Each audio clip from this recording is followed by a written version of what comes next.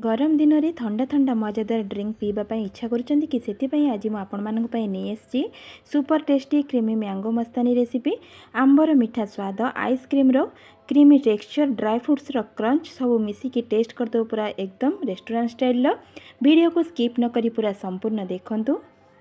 नमस्कार दर्शक बंधु, आपण मानक इप्सिता स्किचेन अनेक अनेक स्वागत। तेज चलतु आउ डेरी न करी आज ये ठंडा ठंडा माइंड रिफ्रेशिंग मैंगो मस्तानी को स्टार्ट करवा।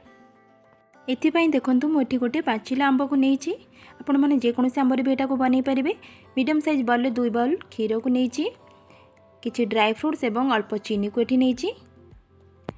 आउ कौन दरकार आपण मानक देखा आइस क्यूब को ये रखी देखु 2टी आइसक्रीम को नहीं। एबे आंब को आम काटी नबा, आंबर रस गुड़िक सेपरेट कर नबा। देखंतु मु छुरी साहाय्य आंबर रस गुड़िक बाहर कर नौची केमती इजिली। एमती ऊपर पार्टा कट लगे ने पूरा इजिली बाहरी जीवो। देखंतु पूरा इजिली केमती नाइफ साहाय्य ताकू मु बाहर कर नौची।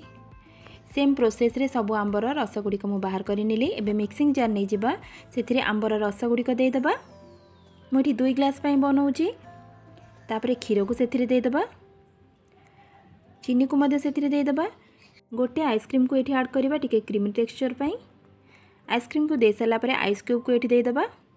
ताको भी भल से ग्राइंडिंग करी नहीं आसीबा। देखंतु बे ग्राइंडिंग करी नहीं आसिली ताले हमर रेडी हे गला। एबे 2टी ग्लास को सर्व करी नौची, सेथिरे ढाली नौची। देखंतु ग्लास रा आधा पर्यंत जूस को ढालिबे। देखंतु 2टी जाक ग्लास रे म आधा पर्यंत जूस को दे देले। तापरे ड्राई फ्रुट्स को दे दबा। ड्राई फ्रुट्स को दे साला परे पुणी आउ टिके जूस को दे दबा। एडी जूस को दे दोची।